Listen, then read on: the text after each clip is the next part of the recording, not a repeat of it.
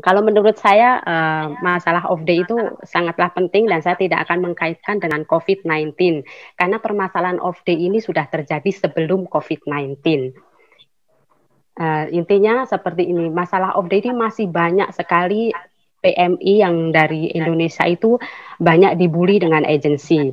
Misalnya waktu bukan hanya yang fresh PMI ataupun uh, yang nggak fresh, yang udah experience pun masih banyak yang terjebak dengan peraturan agensi yang nggak jelas.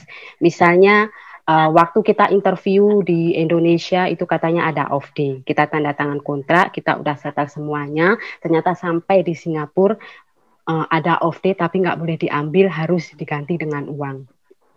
Ini sebenarnya permasalahan PMI yang banyak banget nih, bahkan hampir 80% terjadi. Itu bukan hanya untuk fresh, tapi juga untuk yang ex Singapura. Jadi masalah off day ini penting banget nih, karena dari saya sebagai volunteer helpdesk ya, hampir 70% itu menolong mereka itu tanpa off day dan tanpa handphone. Itu intinya. Jadi misalkan itu ada yang kerja hampir 2 tahun, mereka itu nggak pernah sama sekali ada kesempatan keluar. Sampai dia menghubungi saya, dia mau kabur, dia nggak tahu, betul-betul nggak tahu gimana cara mencari taksi. Sampai saya bilangin itu kalau lampu hijau berarti kosong, nggak ada penumpang. Itu segitunya ya PMI kerja di Singapura. Semenderitanya seperti itu. Padahal kita sudah tahun 2020 gitu. Kayaknya sepertinya nggak ada perubahan gitu. Jadi kalau menurut saya sih untuk pemerintah Indonesia ataupun dari diri kita sendiri pun harus keep fit. Karena hanya dari kita sendiri. Misalnya kita waktu tanda tangan kontrak kerja, waktu kita interview betul-betul ada off day, ternyata tidak dikasih off day, tapi kita tetap tanda tangan kontrak. Itu yang salah dari kita. Kita harusnya tetap berani gitu. Toh MOM 24 jam kita bisa komplain. Kita nggak perlu tanda tangan kontrak kerja dulu kalau memang betul-betul di dalam interview itu tidak sesuai. Tapi kebanyakan dari PMI itu takut. Apalagi kalau udah agensi bilang, kamu mau kerja ke sini atau mau holiday, itu mereka udah nggak bisa berbuat apa-apa. Jadi semuanya itu tergantung dari kita sendiri. Kalau kita bisa keep fight, otomatis hukum itu akan berjalan lancar, seimbang. Jadi dari pemerintah pun harus mensupport kita dengan cara mungkin memberikan cari solusi yang lain, mungkin dari misalnya dari PT Indonesia dikasihlah konseling yang bukan dari agensi, karena kita tahu setiap konseling yang dari agensi maka semua konseling itu akan menekan kita, misalnya memberikan pengarahan yang kita itu harus tetap mengalah, merendah, misalnya seperti kita kerja, kita harus belajar untuk tahan lapar. Kita lo kerja di sini, masa harus belajar untuk tahan lapar? Bukan diberikan bimbingan, gimana sih kita memberikan kekuatan diri kita, memberikan perlawanan selagi kita benar, kenapa kita harus takut? Itu sebenarnya dasar-dasar yang penting untuk para PMI. Jadi begitu kita masuk ke negara sini tuh kita udah punya kekuatan sendiri dalam diri kita sendiri. Gimana sih kita berjuang? Karena semua NGO tidak akan bisa membantu tanpa kita keep fight dari diri kita sendiri.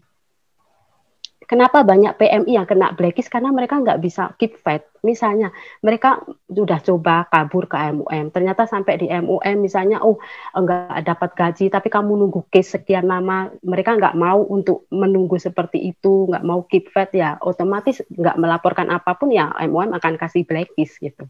Jadi pada intinya dasarnya tuh diri kita sendiri yang mampu melawan. Tetapi pemerintah juga tetap harus mensupport kita, memberikan solusi yang terbaik gitu. Terutama untuk domestic worker yang masih fresh. Banyak banget sih saya menolong itu yang masih kerja 8 bulan, 7 bulan, tidak diberikan akses untuk komunikasi, tidak ada off day, mereka bingung cara mencari bantuan atau apa, tapi terkadang mereka ngomong sama tetangganya yang mencarikan solusi, terus mungkin ke home atau ke CDI atau ke apa gitu. Jadi intinya buat saya off day itu harus, kita nggak harus dipaksa untuk diganti dengan uang. Karena meskipun MUM udah memberikan setiap domestic worker harus punya off day, tapi agensi masih bisa membuli kita dengan cara mengganti dengan uang, dan otomatis semua majikan di sini kebanyakan kepingin pembantunya itu nggak ada off day, itu mayoritas mungkin 50% gitu ya kan. Terus majikan itu akan bilang sama agensi cari pembantu yang nggak ada off day, dan agensi pun menyetujui seperti itu, dan kita nggak bisa keep fight gitu. Jadi semua itu akan berjalan terus. Makanya agensi menganggap rendah PM, gampang itu, nggak ada off day nggak masalah gitu. Tapi kalau kita keep fight, no, aku nggak mau, aku harus ada off day 1 atau 2 paling enggak gitu, minim. Kalau nggak mau ya nggak usah gitu. Jadi tergantung diri kita sendiri. Kalau kita keep fight, otomatis agensi nggak akan membuli kita. Misalnya dari 10 PMI, kita melawan 5, otomatis agensi akan, sekarang nggak bisa loh cari PMI, cari helper yang nggak ada off day, harus ada off day. Jadi itu tergantung dari kita sendiri ya. Mungkin cuma itu yang bisa saya sampaikan kalau menurut saya, karena saya sebagai volunteer harus banyak banget nih keluhan seperti itu yang masih lah agensi saat ini masih lebih bekerja sama dengan majikan untuk tidak memberikan off day dan memberikan kompensasi gaji gitu.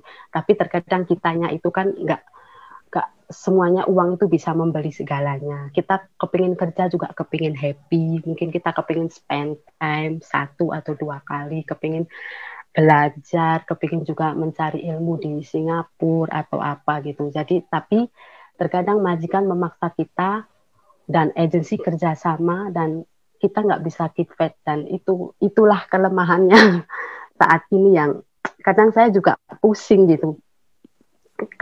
Pusingnya itu kenapa sih mereka nggak mau keep fight, kenapa mereka harus takut, apa sih yang ditakutin gitu. Karena sekali kita melangkah, kita itu akan menjadi pahlawan untuk seterusnya, kalau menurut saya ya kan. Kita menolak, otomatis agensi akan, iya ya, ternyata sekarang nggak ada sih helper yang nggak ada, yang nggak mau, nggak dikasih off day. Jadi otomatis agensi nggak akan semena-mena dengan kita gitu. Toh kalaupun kita nggak mau send kontrak, kalau tidak sesuai dengan interview kita, toh kita bisa komplain ke MUM. MUM 24 jam, kita bisa komplain ke KBRI, asalkan itu tidak sesuai. Gitu. Tapi ya sekali lagi, kalau takut ya kita nggak bisa berbuat apapun gitu. Jadi ya mungkin itu saja, mungkin bisa yang lainnya menambahkan. Terima kasih untuk waktunya.